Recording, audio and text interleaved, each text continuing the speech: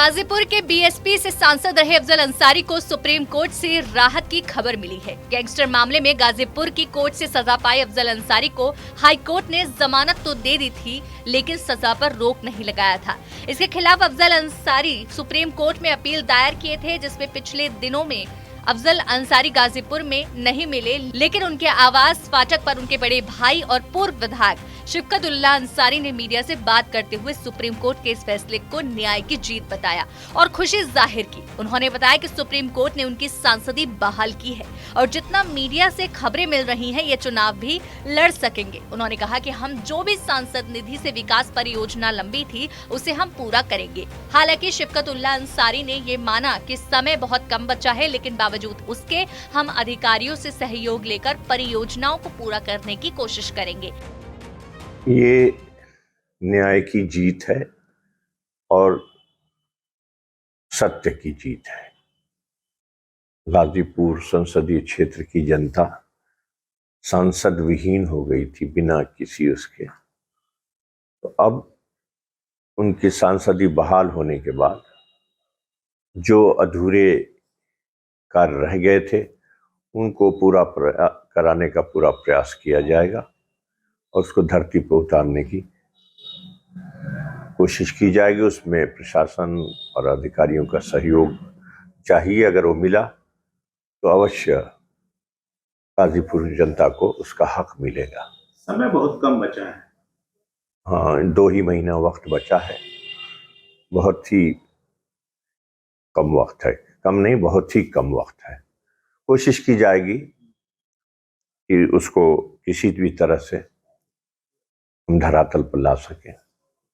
क्या लगता है कि सांसद अफजल अंसारी की संसद सदस्यता सुप्रीम कोर्ट के डायरेक्शन पर कब तक बहाल हो जाएगी लोकसभा स्पीकर द्वारा? ये नियमानुसार जो होता है उस प्रक्रिया में कुछ वक्त लग सकता है। तो ऐसे में आपको क्या लगता है कि क्षेत्र की जनता जो है उत्साहित है? बहुत उत्साहित है। बहुत से लोगों के फोन आ रहे हैं, मिलने आ रहे हैं लोग, और उनको पूरी आशा विश्वास था कि सुप्रीम कोर्ट से न्याय मिलेगा और उनकी आशाओं पर सुप्रीम कोर्ट ने सही निर्णय दिया है। इसमें एक डायरेक्शन आया है कि हाई कोर्ट में इसको 6 महीने के अंदर कर देना है फैसला हाई कोर्ट को। तो हाई कोर्ट में आप लोग पहले भी गए थे? हाँ, हाई कोर्ट में रीट पड़ी हुई है। अब वो उसमें सुनवाई हो जाएगी तो न्याय मिलेगा। जैसे फैसले में क्या सुनने में आया है कि क्या क्या रिलीफ दी गई है? सांसदीय बहाल किया है और जो सजा थी उसको सस्पेंड कर दिया है और डायरेक्शन दिया है जो हाई कोर्ट को वो कि उसको जून तक निस्तारित करें। अपनी विकास निधि को भी ये इस्तेमाल कर सकेंगे।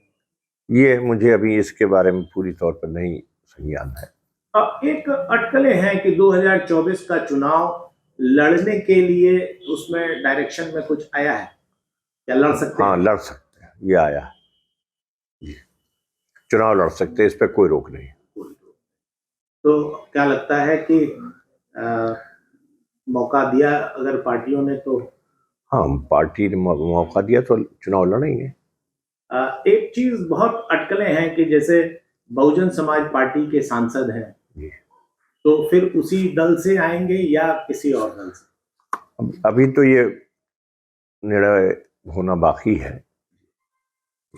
अभी तो बहुजन समाज पार्टी के सांसद की हैसियत से हैं। उन्होंने सुप्रीम कोर्ट में उनके जान की सलामती के लिए गुहार लगाई थी, शासन में भी गुहार लगाई थी, तो उस संदर्भ में क्या हुआ? अभी उस संदर्भ में परसों डेट थी, उसमें सुनवाई हुई तो कुछ वहाँ सुप्रीम कोर्ट के माननीय न्यायाधीशों ने हमारी रिट में संशोधन करने के लिए कहा है।